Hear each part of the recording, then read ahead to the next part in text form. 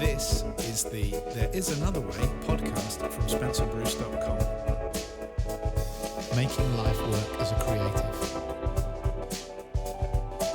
Hi there, boys and girls. Brucey here with this week's There Is Another Way podcast. How are you all doing out there? I hope you all had an awesome week as always. And I hope wherever you are in the world, the weather is slightly better than it is here in the UK. It's really hit winter. Even though we're kind of in September, it really feels like winter has descended on us, which is kind of bizarre because we didn't actually have a summer. But hey ho, you know, it's time for the weather check. We always have the weather check here on There Is Another Way, it would seem. It's become a feature. Anyway, this week I'm going to kind of jump in straight to the point. It's been a pretty busy week, a couple of good gigs. And I thought just for something different, I'm actually going to put some music in the podcast. Talking about some of the stuff that I've been doing over the last couple of months, I thought it's an opportunity here for you guys to hear what I do creatively and to check out some of the stuff. So I'm going to put in a couple of cues, well, just two to start off with, see what you guys think of it. The first is going to be a cue from a film I did called The Hostage, and that is going to come up right now.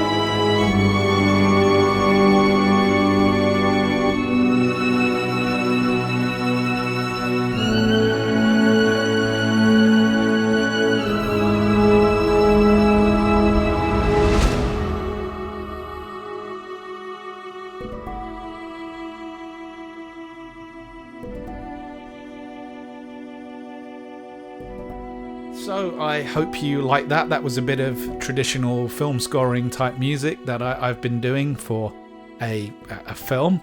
And the next piece I'm going to cut up is just a little short excerpt. This is a real teaser for you for a project that's not quite finished. It's for an album I'm working on called The Secrets of Artificial Life. And that soon, I hope, got a little bit more work to do on it. Got to get a few tracks together and finish off and do all the mixing and mastering and all that kind of stuff. But here is just a little, very sneak preview for you, privilege for you who are listening to the podcast. Here we go.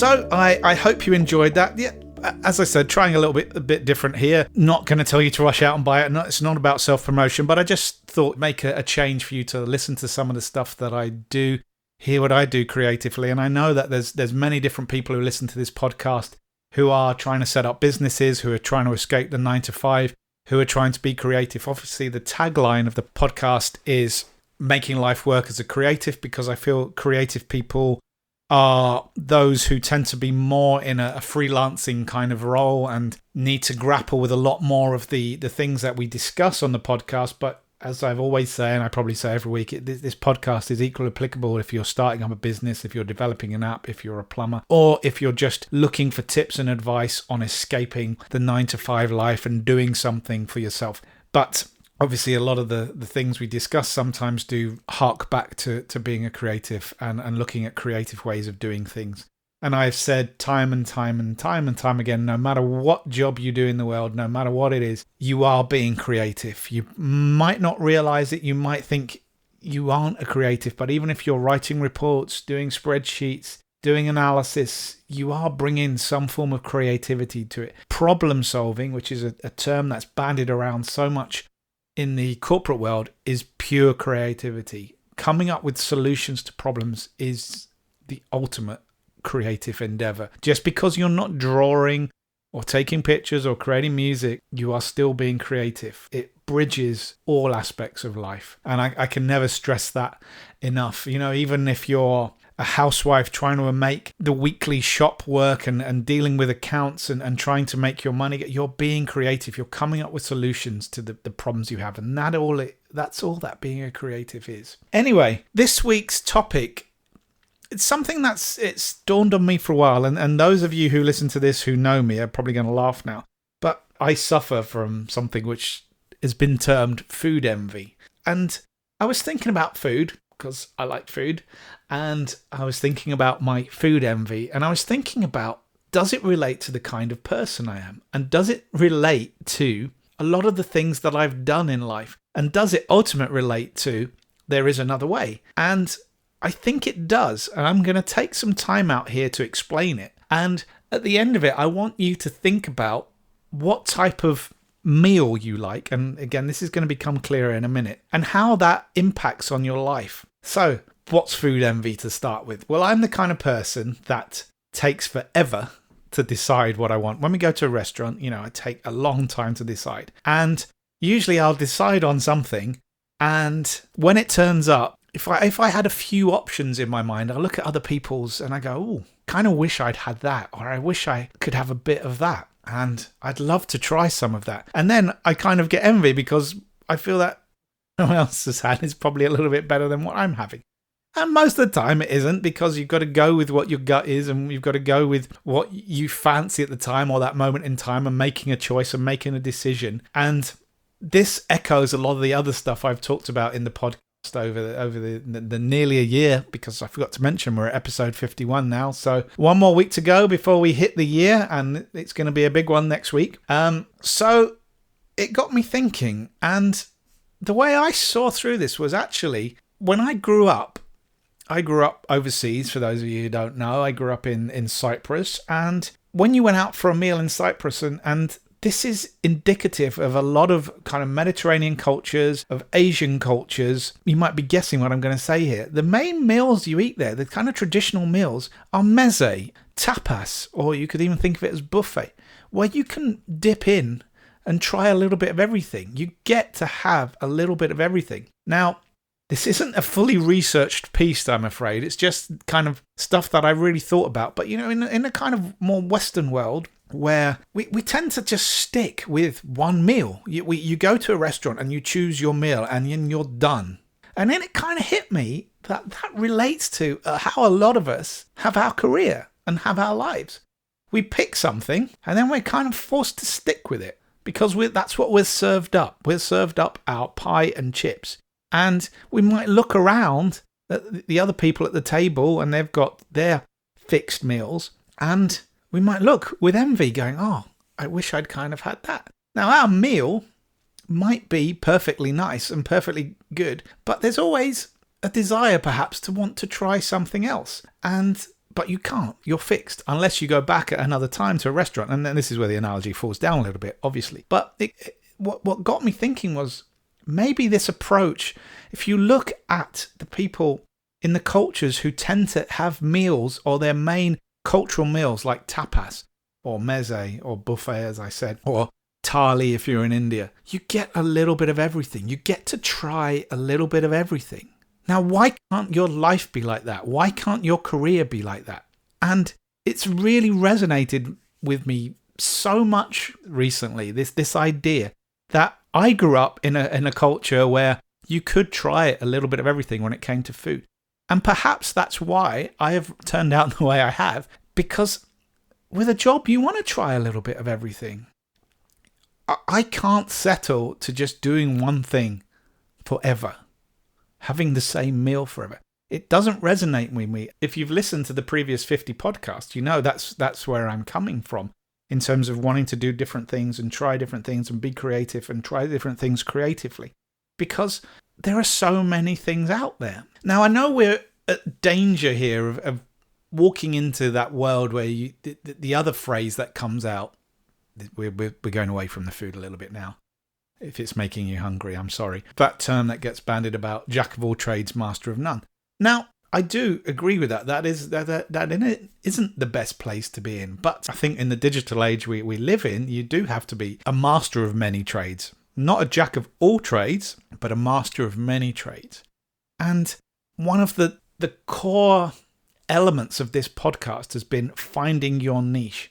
Now, how does this relate to the food metaphor? How does this relate to the food analogy?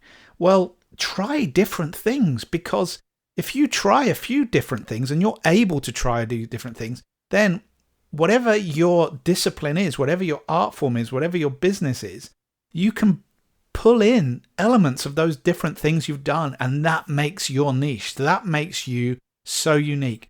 And I've stressed this so many times. Your journey through life and where you have got to at this point in 2017 is a series of a billion, almost infinite number of decisions that you've made and have been made for you that have brought you to this point in time, which means that you are so unique. No other person has done this journey. No other person has seen the things you've done, experienced the things, ate the things you've had to eat throughout the time. It is your unique journey. And whatever you bring to a project, you are bringing that uniqueness.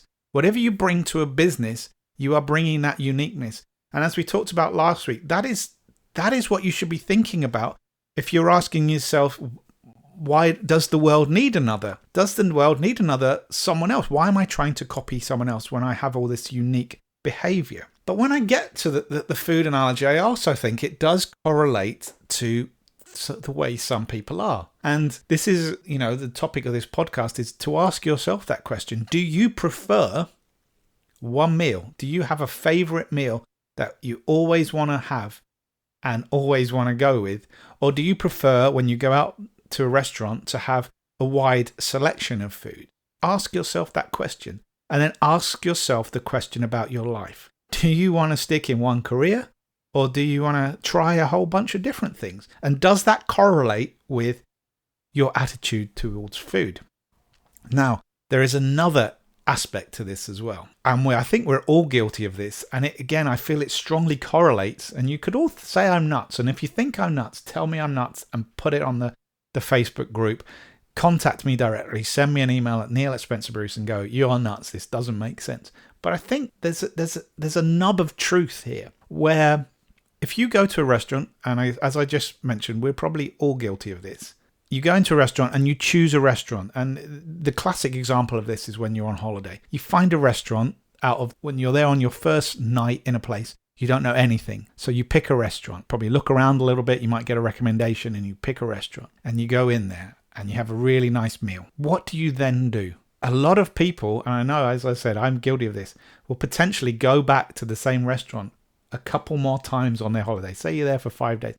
Because you start to worry then that if you go somewhere else, you've had a really good meal here, that somewhere else might not be as good. And you don't want to take that chance. And what's the correlation I'm talking about here? The correlation I feel that some people feel about their jobs. That got the job, you're safe, you know what it's like, you know you're secure. So why would you want to try something else? Why would you want to move on to another career? Why would you want to move on to another company when you're kind of safe? You've got your grounding now. You've taken the step. You've been brave once. You took a chance. You took that chance. That is the same chance you probably took when you were coming out of school, coming out of college, coming out of university. When you didn't have anything, you took a chance with a job or with a career, and you got into a company, and then you were kind of safe. And you looked around at the other restaurants or the other jobs, but I know what this one's like. I know it's good, and after I've had the tuna fish salad for the 50th time, it's still nice. But I don't want to. I like it. I know it's nice. I know what I'm going to get, and I don't want to try anything else because it might not be as good,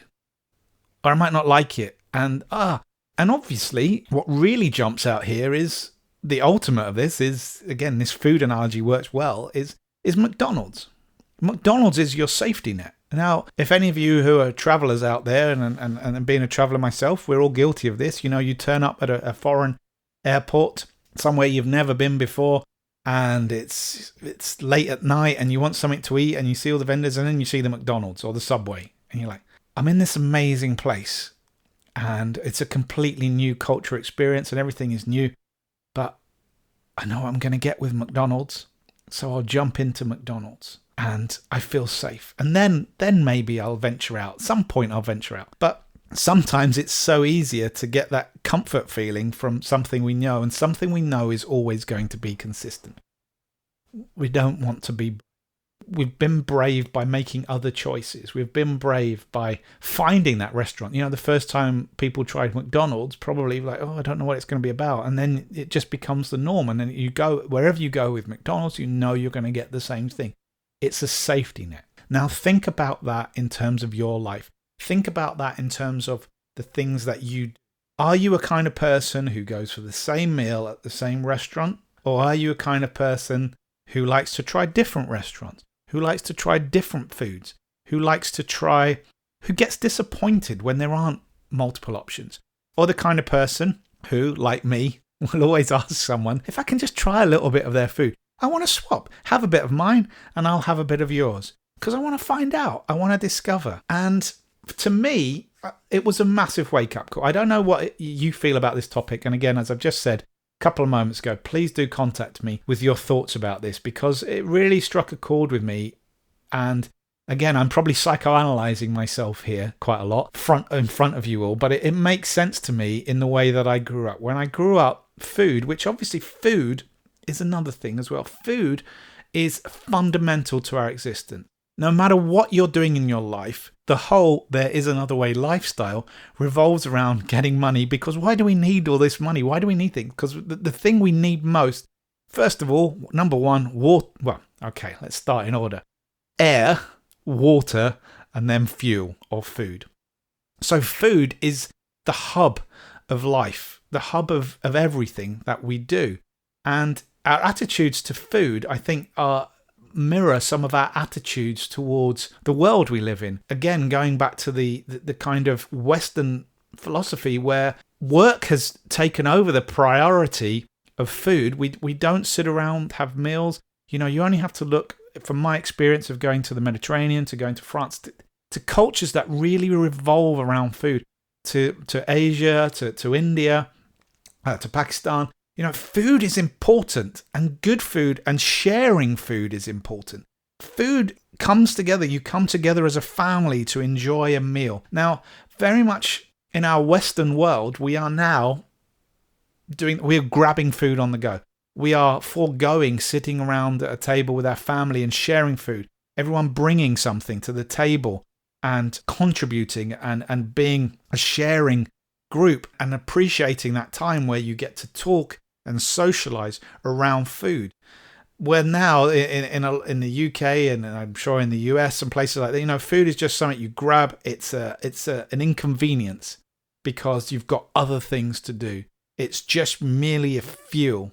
And as I said, this has got me thinking so much about our attitudes towards careers, our attitudes towards work, and how our attitudes towards food are, and how our attitudes towards our existence is. And if we bring it back to the food analogy, and as I said, I'm psychoanalyzing myself here, I feel that the way I was brought up, the options were many. A meal was something where you shared it with your friends and your family, and it was a time, and it was work free, and you'd go out and you'd be a group of people. And again, children weren't excluded, adults weren't excluded, everyone was included. And you would have a range of foods you could eat and foods you could try. And there were certain things you didn't like, but you got to try various different things. Whereas I feel the opposite is, in a lot of places now, you go in, you get one choice of one thing, and you have to stick with it. And again, food is not a priority. It's merely an inconvenience. I want you to psychoanalyze yourself a little bit. Don't go too deep, don't go too dark, but just think, how were you brought up? What role did food play in your life? And what role do you think, pun intended, do you think it's played in your career? Are you the kind of person who is struggling because you want to try different things? You want to explore different things. You're not easy. Or are you the kind of person who has chosen a career when you were very young and stuck with it and are completely happy? And then ask yourself, is that because you like safety? Is that because, well, why do you think it is? And please, I'd love to hear from you. I'd love to hear your thoughts on this. I feel like I've rambled on long enough about this topic. But when it occurred to me, I had to write it down on my list of podcasts. I had another topic that I was going to talk about, but this really jumped out at me. It's something that was really crucially important to me and the way that I am and the way that I like to work and the way that I like to engage with the world. I like to try things. I like to explore. I like to see different perspectives. That is who I am, and it focuses in on the core of how I like to eat food. And I'd love to hear from someone who is different, someone is set in their ways, who feels that, they like the one thing they like. And please do share it with me. This isn't a criticism. It's just, I'm just really curious. And I'm really curious to see as well if they're the posse who are out there, if you are more inclined to be the kind of people who like to have a variety of food, or you kind of like one thing and you kind of like the safety of it. So there you go. Food for thought. Haha, no pun intended there. Wow, we are knocking the food puns out at the moment. I'm going to wrap it up there. We got a big one next week. We are at week 52 podcasts. A whole year has gone by, and wow, has it absolutely flown by. I can't believe it. I really can't. And got a really interesting show for you there. A little heads up what's going to happen. It's going to be the last show for a while. I'm going to end this season. I'm going to call this season 1, the year 1. We're going to take a short break for a few weeks, and I'll explain all this. We're going to regroup, going to change things up a little bit. I'm going to also take a little bit of time to promote the podcast, the existing episodes, get them out there. And of course, if you can help me in any way, tell your friends. If you've got a friend who's thinking about changing career, if you've got a friend who's a creative, please do tell them. If you've got a friend who's struggling with something, get them to drop us a question, and let's just grow the network. Let's grow the fan base. I'm so happy the way it's growing right now. So many great people out there. Respect to you all. We're going to take a couple of weeks off. I'll talk more about it next week and come back newer and stronger with a whole bunch of guests. I've got some new guests lined up, some great guests lined up for the show. And of course, some more thoughts, feelings, ideas, and ways to help you with your life. There is another way. There is another way. So, all it is for me to do now is to say, have an awesome week wherever you are in the world. I hope things are good with you, and I will catch you later.